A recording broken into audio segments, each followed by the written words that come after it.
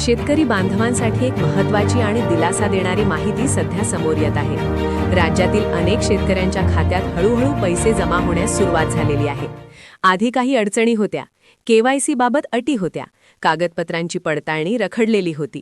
पण आता त्या अटींमध्ये सुलभता आणल्यामुळे अनेक शेतकऱ्यांना थेट खात्यात रक्कम मिळू लागलेली आहे। शेतकरी मित्रांनो, खूप दिवसांपासून एकच प्रश्न सर्वांच्या मनात होता, पीएम योजनेचे पैसे आले, पण राज्य योजनेचे पैसे कधी येणार?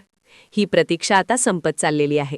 राज्य सरकारकडून एक महत्त्वाचा निर्णय घेण्यात आलेला आहे आणि त्याचा थेट फायदा आता शेतकऱ्यांना मिळताना दिसत आहे।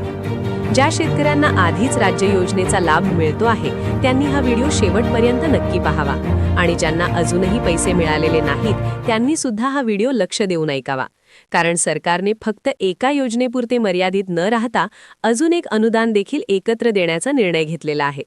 काही जिल्ह्यांमध्ये हे अनुदान सर्वात आधी वाटपासाठी ठेवण्यात आलेले आहे। जर तुमचा जिल्हा त्या यादीत आला असेल तर तुमच्या खात्यात दोन्ही रक्कम जमा होण्याची शक्यता जास्त आहे। म्हणून कोणतीही अफवा ऐकू नका, कोणतीही घाई करू नका आणि शेवटपर्यंत माहिती समजून घ्या। सध्या सोशल मीडियावर अनेक बातम्या फिरत आहेत, आज पैसे येणार, उद्या येणार, सकाळी येणार, दुपारी येणार, पण यामध्ये बऱ्याच वेळा तथ्य नसते। म्हणूनच या व्हिडिओमध्ये फक्त विश्वासार्ह आणि प्रत्यक्षात सुरू असलेली माहिती सांगितली जात आहे। राज्य सरकारच्या बैठकीत शेतकऱ्यांसाठी दिलासा देणारा निर्णय घेण्यात आलेला आहे आणि त्या निर्णयानुसार थेट खात्यात रक्कम जमा करण्याची प्रक्रिया सुरू झाली आहे। काही ठिकाणी आधीच संदेश येऊ लागले आहेत, बँकेकडून खात्यात पैसे जमा झाल्याची सूचना मिळत आहे। हे पैसे मिळण्यासाठी काही महत्त्वाच्या गोष्टी पूर्ण असणे आवश्यक आहे। जर त्या गोष्टी पूर्ण नसतील तर रक्कम थांबू शकते, म्हणून हे लक्षात घेणे फार गरजेचे आहे। राज्य सरकारने काही नवीन नियम लागू केलेले आहेत। ते नियम प्रत्येक शेतकऱ्याला पाळावे लागणार आहेत। जर ते नियम पूर्ण केले तर कोणतीही अडचण येणार नाही आणि रक्कम थेट खात्यात जमा होईल। काही जिल्ह्यांमध्ये ही प्रक्रिया आधी सुरू केली जाणार आहे आणि नंतर टप्प्याटप्प्याने इतर ठिकाणी रक्कम जमा केली जाणार आहे। ज्या भागात आधी वाटप सुरू होईल तेथील शेतकऱ्यांना आधी संदेश मिळेल। शेतकरी मित्रांनो, एक गोष्ट लक्षात ठेवा, जर तुमच्या मोबाईलवर बँकेकडून संदेश आला आणि त्यात खात्यात रक्कम जमा झाल्याचे सांगितले तर समजून घ्या की राज्य योजनेचे पैसे आलेले आहेत।